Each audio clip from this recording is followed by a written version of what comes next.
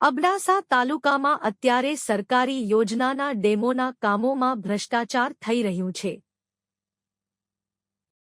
અબડાસા તાલુકામાં આવેલ ગોયલા ડેમના કામમાં ભ્રષ્ટાચાર જોવા મળી રહ્યું છે।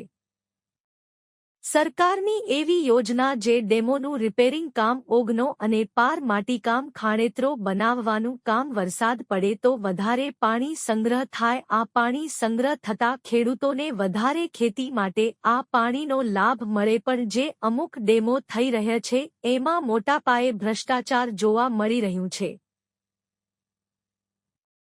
અબડાસા તાલુકામાં આવેલ ગોયલા ડેમની સ્થાનિક લોકો દ્વારા વારંવાર સરકારી અધિકારીઓને ફોન દ્વારા જાણ કરવામાં આવી કે અમારા ગોયલા ડેમમાં મોટા પાયે ભ્રષ્ટાચાર થઈ રહ્યું છે, તેમ છતાં કોઈપણ અધિકારીઓ સ્થાનિકે આવીને કોઈપણ નિર્ણય લેવામાં આવ્યું નથી।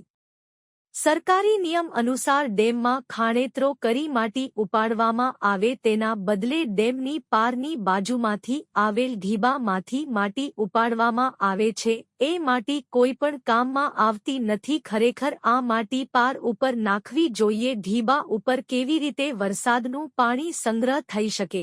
વારંવાર ખેડૂતોએ કોન્ટ્રાક્ટરને આ માટી નહીં ઉપાડવા કહ્યું, તેમ છતાં કોન્ટ્રાક્ટર ખેડૂતોની વાત સાંભળી નહીં।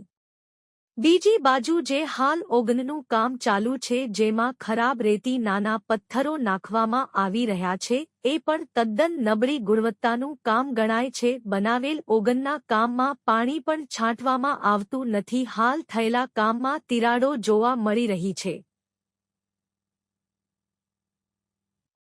આવા ભ્રષ્ટાચારી કામ બંધ કરવા માટે અંતે ગ્રામજનો દ્વારા સ્થાનિક મુલાકાત કરી સંપૂર્ણ કામ બંધ કરવામાં આવ્યું હતું।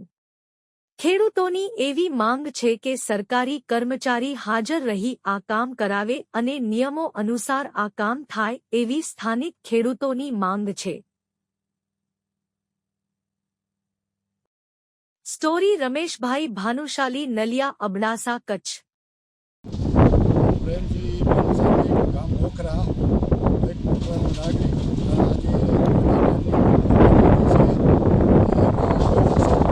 છે, મોખરા સરપંચશ્રી છે, મોખરાના અગ્રણી છે, ગોયલાના અગ્રણી શ્રી હાજી તાલબભાઈ છે, મોહનભાઈ છે અને ગામના બીજા વિષય છે થયા છે। અને અહીંયા અમે અમારી રીતે જોવા ન મળ્યું અને ઓગનનું કામ પણ અમને સંતોષકારક જાણવા ન મળ્યું। એટલા માટે અહીંયા હાજર હતા એને સંતોષકારક જવાબ પણ નથી મળ્યો।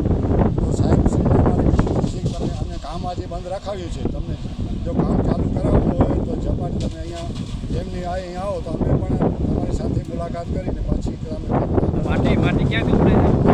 માટીનું પણ અમે બધું બતાવ્યું, અમને સંતોષકારક જવાબ ન મળ્યો કે સાહેબ કે એમાં અમે કરશું। પેચિંગનું કામ પણ ખોલી નાખ્યું છે, જો તાત્કાલિક પેચિંગ નહીં થાય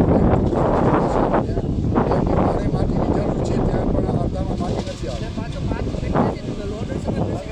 મેન પાવર ઉપર તો બેન જ નથી। હવે તમારી શું માંગ છે? જ્યાં સુધી આ નિર્ણય નહીં આવે ત્યાં સુધી કામ કરવાનું નહીં।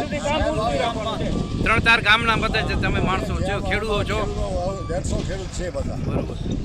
વગરનું કામ નબળું છે, વગરનું કામ અમને સંતોષકારક નથી જોવા મળે, બરોબર।